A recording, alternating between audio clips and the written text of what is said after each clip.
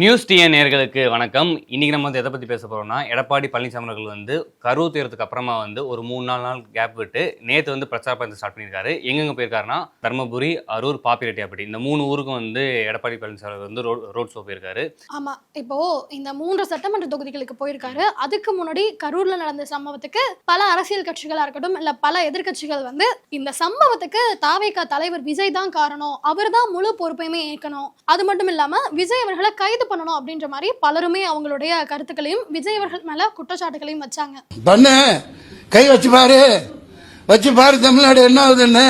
ஆனா எடப்பாடி அவர்கள் வந்து அந்த கருத்துக்களுக்கு நேர்மாறா இருந்தாரு. இப்பதானங்க ஆரம்பிச்சிருக்காரு, அது ஒரு துயரமான சம்பவம், அதை யாருமே பிளான் பண்ணி பண்ணது கிடையாது, அது அசம்பாவிதமா நடந்திருக்கு, அதுக்கு ஒரு தனிப்பட்ட நபரை வந்து குறை சொல்றது எந்த விதத்துல சரியா இருக்கும் அப்படின்ற மாதிரி விஜய் அவர்களுக்கு ஆதரவா அவருடைய கருத்து தெரிவிச்சிருந்தாரு. இதை சொன்னதுனாலேயே மத்த எல்லாருமே என்ன சொல்றாங்க, இந்த எதிர்கட்சி எல்லாம் என்ன சொல்லுதுன்னா, அப்போ அதிமுக பாஜக வந்து அவங்க கூட்டணிக்குள்ள விஜயை சேர்க்கணும் அப்படின்றதுக்காக தான் இந்த மாதிரி பாசிட்டிவ் கருத்துக்களை முன்வைக்கிறாங்க அப்படின்னு சொல்றாங்க.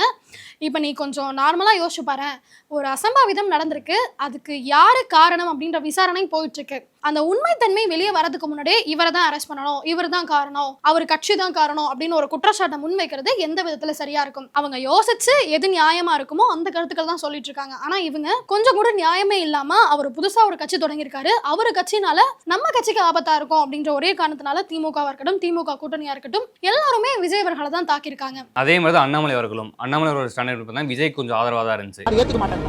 விஜய் வருவதற்கும் உரிமை இருக்கு, சீமான் அவங்க வர்றதுக்கு உரிமை இருக்கு, எடப்பாடி அண்ணா உரிமை, ஒருத்தர் வரலாம், 1000 பேர் வரலாம், 1 லட்சம், அது மக்கள் உரிமை.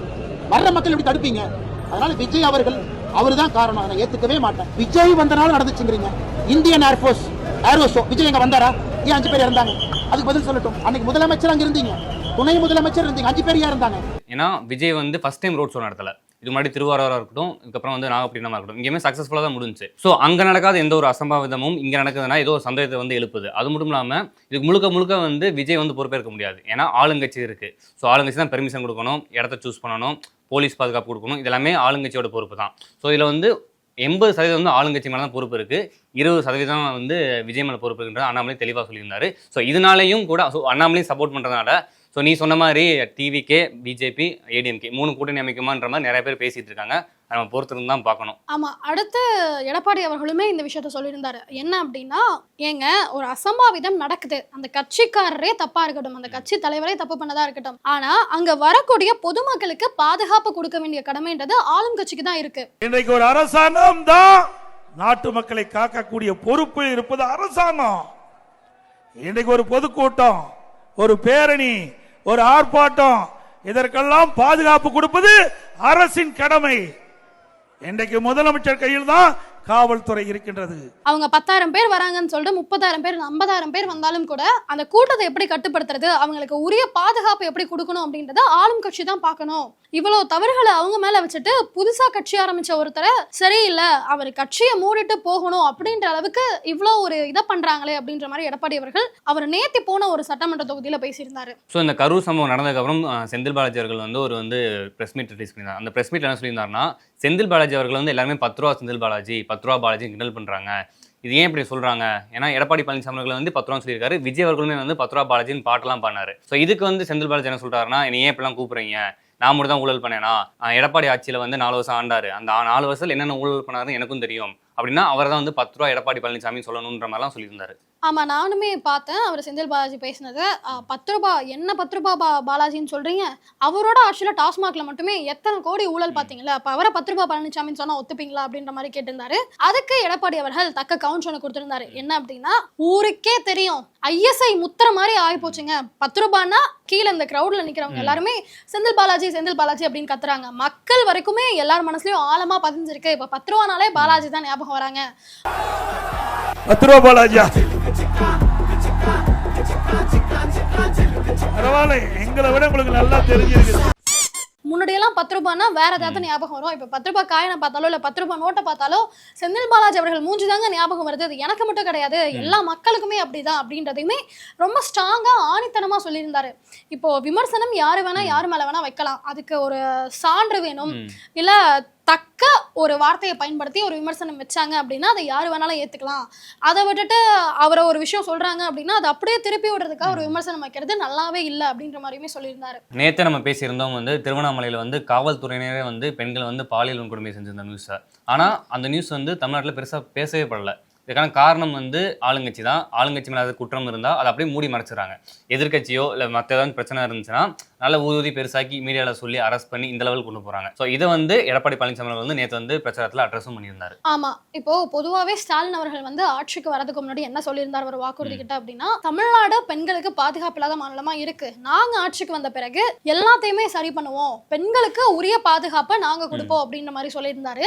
நீ கிட்டத்தட்ட இந்த 4 வருஷத்துல எடுத்து பார்த்த அப்படின்னா பெண்கள் மீதான வன்கொடுமைகள் இருந்து ரொம்பவே அதிகமாயிடுச்சு. அது மட்டும் இல்லாம சின்ன குழந்தையில இருந்து பாட்டி வரைக்குமே எல்லார் மேலயுமே பாலியல் அத்துமீறல்ல ஈடுபடுறாங்க. அதுக்கு முக்கிய காரணமா என்ன சொல்றாங்க அப்படின்னா போதைப் பொருள். இதுக்கு முன்னாடி இலைமறைவா காய்மறைவா அங்கங்க கிடைச்சிட்டு இருந்த போதைப் பொருள் எல்லாருமே இப்போ பப்ளிக்கா மார்க்கெட்ல எப்படி காய்கறி எல்லாம் விற்குதோ அந்த மாதிரி போதைப் பொருள் எல்லாம் விற்க ஆரம்பிச்சிட்டாங்க. ஆனா இந்த அரசாங்கம் பெருசா அவங்கள கண்டுக்கவே இல்லை.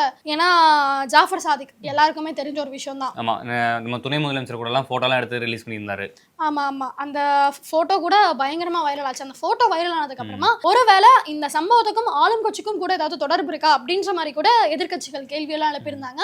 ஆனா அதை அப்படியே மூடி மறைச்சிட்டாங்க. இப்போ இந்த மாதிரி தொடர்ந்து ஆளும் கட்சிகள் மேல ஏதாவது தவறு இருந்தா அதை மீடியா ப்ரொஜெக்டே பண்ணாது, மீடியா காட்டவே காட்டாது.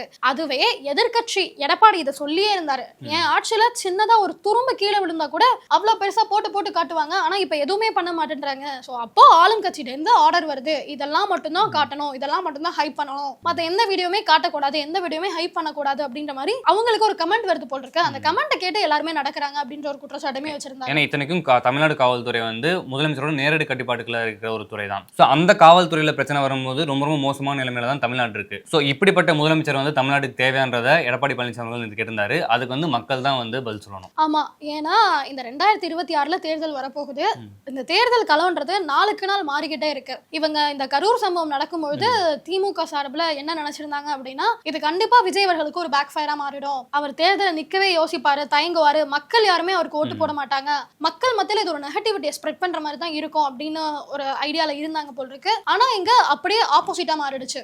ஏன்னா எத்தனையோ அசம்பாவிதங்கள் தமிழ்நாட்டுல நடந்திருக்கு. கள்ளச்சாராயம் குடிச்சா அத்தனை பேர் செத்தாங்க, அங்க முதலமைச்சர் போகல.